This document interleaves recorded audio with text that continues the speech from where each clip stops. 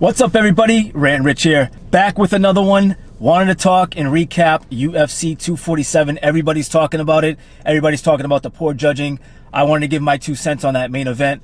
First, let's go over some of the early prelims. We had Zalal versus Lingo. Zalal wins by decision. We had another decision win on the next fight, Eel versus Martinez. Eel gets that one. I believe that was the other controversial one. Early prelims, I didn't really get a chance to really sit down and pay attention, but I believe that was the other, or one of the other ones, that same judge in the main event, and I'll get to that in a second, kind of screwed that one up. But anyway, moving on to Newson versus Pilarte. Newson wins by KO TKO. Moving on to the prelims, we had Bautista versus Jones. Bautista wins by KO TKO. Morano versus Williams. Williams gets that win by KO TKO. Murphy versus Lee. Murphy gets that win. Wow, and she was a good size underdog. Wish I had paid more attention to that. Decision win. Murphy wins that one. Then we move on to Kraus and Giles, and this was another one that was a little controversial, but Giles wins that one and beats Kraus by decision. So moving on to the main card. Now, I went into this not thinking it was going to be that exciting, and it wasn't crazy exciting, but there were a lot more exciting fights than I anticipated and that I thought. So just did want to say that. I actually didn't even do picks. You guys probably know that. Some things changed around. I was going to have another channel where I started doing my picks in 2020, but I'm actually going to keep them on here, FYI. So just stay tuned for the next one. And I should be doing picks for the next few events because they seem pretty good. But anyway, so the main card on this one, first fight was Latifi versus Lewis. Black Beast. I like the Black Beast, but I felt that even though he was more aggressive and even though he was really trying to go for the win, I felt like Latifi got a little robbed on that. Wasn't a complete robbery. It wasn't like a shutdown, closed case type of thing. Fairly close, but I still think Latifi should have gotten that win. But that was another one that was just iffy. The whole judging system just didn't work the other night, and a lot of people had issues with it. But so this next one is actually the only one that I actually made a pick on, was Dan Ige, however you say his last name, I completely forgot. He took on Bektek, and Ige won by decision. So I lucked out of that. That was a really close fight. I thought I was going to lose that one, and I came through, and he got the squeeze out decision. Moving on to Taffa and Adams. Taffa wins by KO TKO. Looked really good. He looked aggressive, he looked mean, and he looked like he wants to really have his name up there. And he was also a dog too. He was a plus 190. So yeah, man, wish I had seen that one coming too. But co-main event, Caitlin Chukagian versus Valentina Shevchenko. Valentina Shevchenko dominates. Chukagian, she hung in there. She did her thing. She's a tough lady. But Valentina Shevchenko, I mean, come on. We all know how dangerous she is. Main event, this is what I really want to get into. Jon Jones versus Dominick Reyes. How did you guys score it? How did you guys have it? So I don't like to get too deep into the scoring system. I actually probably suck at scoring. I just go win-lose. Like, I thought Reyes dominated such and such round, or I thought it was a close round, or I thought Jon Jones dominated such and such round, or Jon Jones barely got through on that. You know what I mean? I don't like to get too deep into the numbers, even though that's officially how things are ranked. I personally had Dominick Reyes to win this fight. I thought he looked good in every round. He did start to slow down after the third, and that's where Jon Jones kind of kicked it into that champion mindset and that champion cardio, and really started to put it on him.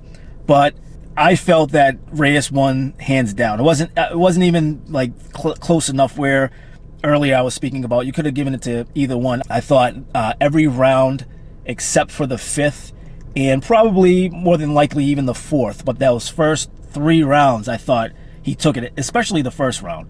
I mean, I guess you can give a dominant performance, a dominant win first round, Reyes, dominant performance, dominant win, 5th round, Jon Jones. But in between that, Reyes, I mean, he put it on him. And then people are also talking about the takedowns. Jon Jones even brought up the takedowns. He thought that was the difference. He thought the number 5 round and the takedowns were the difference, but he didn't do anything on top like he's been known to do for so many years.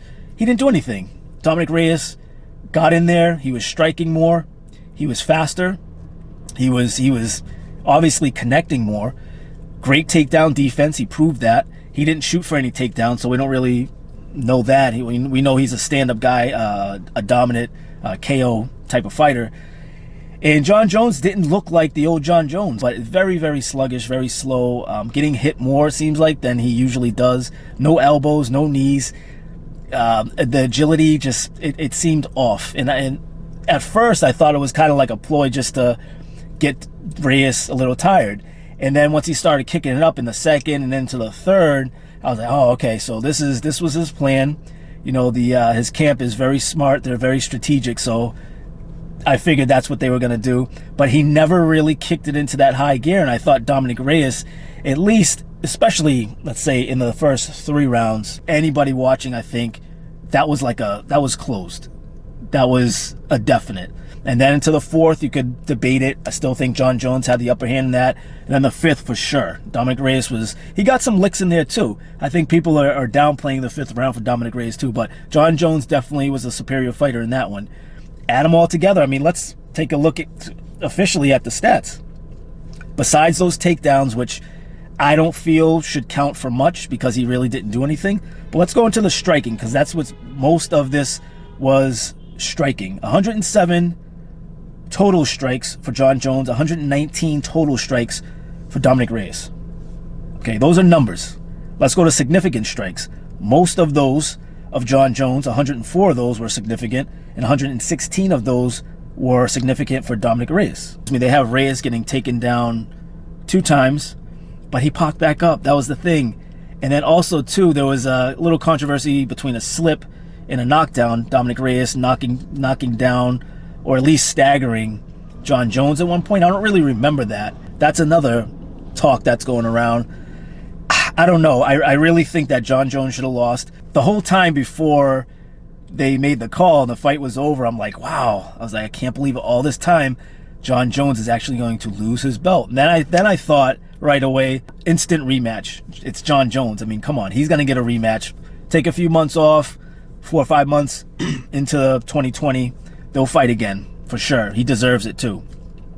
And then they raised Jon Jones' hand and says he wins. And I was a little dumbfounded, to be honest with you. This one you can debate. I guess you could debate. Jon Jones kind of snuck through in those last 2 rounds, and then maybe the 2nd round he kind of squeezed through again. But I don't know. I feel that anybody watching, and if they're honest, and I like Jon Jones too, so I had rather Jon Jones win than Dominick Reyes, to be honest with you.